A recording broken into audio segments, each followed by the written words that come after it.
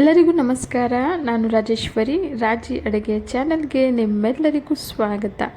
ಇವತ್ತಿನ special recipe ನಾಟಿ ಕೋಳಿ ಸಾಂಬಾರು ಹೇಗೆ ಮಾಡೋದು ಅಂತ ನೋಡೋಣ. ಬಿಸಿ ಬಿಸಿ ಮುದ್ದೆ, ಅನ್ನ, ಚಪಾತಿ ಎಲ್ಲದರ ಜೊತೆಗೂ ಕೂಡ ಈ ಸಾಂಬಾರನ್ನು ಸರ್ವ್ ಮಾಡ್ಕೋಬಹುದು. ಆರೋಗ್ಯಕ್ಕೂ ಕೂಡ ತುಂಬಾ ಒಳ್ಳೆಯದು. ಬನ್ನಿ ಈಗ ತಡ ಮಾಡದೆ ವಿಡಿಯೋನ ಸ್ಟಾರ್ಟ್ ಮಾಡೋಣ. ನಾಟಿ ಕೋಳಿ ಸಾಂಬಾರು ಮಾಡೋದಕ್ಕೆ ಮೊದಲು ನಾನಿಲ್ಲಿ ಒಂದು ಕಡೆಗೆ 2 ಟೇಬಲ್ ಸ್ಪೂನಷ್ಟು ಎಣ್ಣೆನ ಸೇರಿಸ್ಕೊಂಡಿದ್ದೀನಿ. ನಂತರ 2 ಮೀಡಿಯಮ್ ಸೈಜ್ ಈರುಳ್ಳಿನ ಕಟ್ ಮಾಡಿ ಸೇರಿಸ್ಕೊಳ್ತಾ ಇದ್ದೀನಿ. 1 ಇಂಚು ಶುಂಠಿ, 2 ಕೈ ಹಿಡಿಯಷ್ಟು ಬೆಳ್ಳುಳ್ಳಿ, 4 ಲವಂಗ, 1.5 ಇಂಚು ಚಕ್ಕೆ, 10 ಒಣಮೆಣಸಿನ್ಕಾಯನ್ನು ಸೇರಿಸಿ ಮೀಡಿಯಮ್ ಫ್ಲೇಮಲ್ಲೇ 2 ನಿಮಿಷ ಫ್ರೈ ಮಾಡ್ಕೊಳ್ಳೋಣ. ಖಾರ ಜಾಸ್ತಿ ಇಷ್ಟಪಡೋರು ನಿಮ್ಮ ರುಚಿಗೆ ತಕ್ಕಂತೆ ಒಣಮೆಣಸಿನ್ಕಾಯನ್ನು ಸೇರಿಸ್ಕೋಬಹುದು. 1 ಟೀ ಸ್ಪೂನಷ್ಟು ಮೆಣಸನ್ನು ಸೇರಿಸಿ ಈರುಳ್ಳಿ ಪೂರ್ತಿಯಾಗಿ ಟ್ರಾನ್ಸ್ಪರೆಂಟ್ ಆಗೋವರೆಗೂ ಫ್ರೈ ಮಾಡ್ಕೊಳ್ಳೋಣ.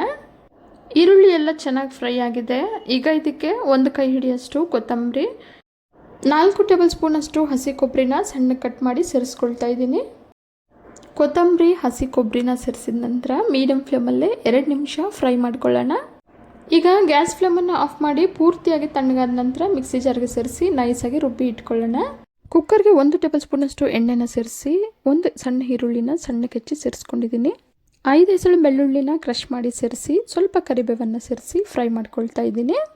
ಈರುಳ್ಳಿ, ಬೆಳ್ಳುಳ್ಳಿ, ಕರಿಬೇವೆಲ್ಲ ಚೆನ್ನಾಗಿ ಫ್ರೈ ಆದ ನಂತರ 1 kgಯಷ್ಟು ನಾಟಿ ಕೋಳಿನ ಸೇರಿಸ್ಕೊಳ್ತಾ ಇದ್ದೀನಿ. ಅರ್ಧ ಟೀ ಸ್ಪೂನ್ ಅರಿಶಿನ ಪುಡಿ, 1 ಟೀ ಸ್ಪೂನ್ ಖಾರದ ಪುಡಿ, 4 ಟೇಬಲ್ ಸ್ಪೂನ್ ಧನಿಯಾ ಪುಡಿಯನ್ನು ಸೇರಿಸ್ಕೊಳ್ತಾ ಇದ್ದೀನಿ. ರುಬ್ಬೋದಕ್ಕೂ ಕೂಡ ಒಣಮೆಣಸಿನ್ಕಾಯನ್ನು ಸೇರಿಸ್ಕೊಂಡಿದ್ದೀವಿ. ಹಾಗಾಗಿ ಖಾರ ನೋಡಿ ಖಾರದ ಪುಡಿ ಎಷ್ಟು ಬೇಕೋ ಅಷ್ಟು ಸೇರಿಸ್ಕೋಬೇಕು. ಈಗ ರುಚಿಗೆ ತಕ್ಕಷ್ಟು ಉಪ್ಪನ್ನು ಸೇರಿಸಿ ಚೆನ್ನಾಗಿ ಮಿಕ್ಸ್ ಮಾಡ್ಕೊಳ್ಳೋಣ. ಮಸಾಲ ಪುಡಿಗಳನ್ನ ಸೇರಿಸಿ 3 ರಿಂದ 4 ನಿಮಿಷ ಮೀಡಿಯಮ್ ಫ್ಲೇಮಲ್ಲೇ ಫ್ರೈ ಮಾಡ್ಕೊಳ್ಳೋಣ. ಈ ರೀತಿ ಫ್ರೈ ಮಾಡೋದ್ರಿಂದ ಚಿಕನ್ಗೆ ಉಪ್ಪು ಖಾರ ಎಲ್ಲ ಚೆನ್ನಾಗಿ ಹಿಡಿದು ರುಚಿ ತುಂಬ ಚೆನ್ನಾಗಿರುತ್ತೆ. ಚಿಕನ್ ಎಲ್ಲ ಚೆನ್ನಾಗಿ ಫ್ರೈ ಆಗಿ ಸೈಡಲ್ಲೆಲ್ಲ ಎಣ್ಣೆ ಬಿಟ್ಟಿದೆ. ಈಗ ನಾವು ಮೊದಲೇ ಫ್ರೈ ಮಾಡಿ ರುಬ್ಬಿಟ್ಕೊಂಡಿರೋ ಮಸಾಲಾನ ಸೇರಿಸ್ಕೊಳ್ಳೋಣ. ಮಸಾಲ ರುಬ್ಬಿರೋ ಜಾರ್ಗೆ ಸ್ವಲ್ಪ ನೀರನ್ನು ಸೇರಿಸಿ ಸಾಂಬಾರಿಗೆ ಸೇರಿಸ್ಕೊಳ್ತಾ ಇದ್ದೀನಿ. ನಂತರ 3 ಕಪ್ಪಷ್ಟು ನೀರನ್ನು ಸೇರಿಸ್ಕೊಳ್ತಾ ಇದ್ದೀನಿ. ನೀರನ್ನು ಸೇರಿಸಿ ಚೆನ್ನಾಗಿ ಮಿಕ್ಸ್ ಮಾಡ್ಕೊಳ್ಳೋಣ. ಸಾಂಬಾರು ಕನ್ಸಿಸ್ಟೆನ್ಸಿ ತೆಳುವಾಗಬೇಕಾ ಅಥವಾ ಗಟ್ಟಿಯಾಗಬೇಕಾ ನೋಡಿ ನೀರನ್ನು ಸೇರಿಸ್ಕೋಬಹುದು. ಚೆನ್ನಾಗಿ ಮಿಕ್ಸ್ ಮಾಡಿದ ನಂತರ ಕುಕ್ಕರ್ ಲಿಡ್ನ ಮುಚ್ಚಿ 2 ವಿಸಿಲ್ ಕೂಗಿಸ್ಕೊಳ್ತಾ ಇದ್ದೀನಿ. ನಾಟಿ ಕೋಳಿ ಎಳೆಯದಾಗಿರೋದ್ರಿಂದ ನಾನಿಲ್ಲಿ 2 ವಿಸಿಲ್ ಕೂಗಿಸ್ಕೊಂಡಿದ್ದೀನಿ. 2 ವಿಸಿಲ್ ಬಂದು ಗ್ಯಾಸೆಲ್ಲ ಪೂರ್ತಿಯಾಗಿ ತಣ್ಣಗಾದ ನಂತರ ಕುಕ್ಕರ್ ಲಿಡ್ನ ತೆಗೆದು ಮತ್ತೊಮ್ಮೆ ಹೈ ಫ್ಲೇಮಲ್ಲಿ 2 ನಿಮಿಷ ಕುದಿಯೋದಕ್ಕೆ ಇಟ್ಟಿದ್ದೀನಿ. ಈಗ ಸಣ್ಣಗೆ ಹೆಚ್ಚಿರೋ 1 ಕೈ ಹಿಡಿಯಷ್ಟು ಕೊತ್ತಂಬರಿಯನ್ನು ಸೇರಿಸಿ ಗ್ಯಾಸ್ ಫ್ಲೇಮನ್ನು ಆಫ್ ಮಾಡ್ಕೊಳ್ಳೋಣ. ರುಚಿಯಾದ ನಾಟಿ ಕೋಳಿ ಸಾಂಬಾರು ಸರ್ವ್ ಮಾಡೋದಕ್ಕೆ ರೆಡಿಯಾಗಿದೆ.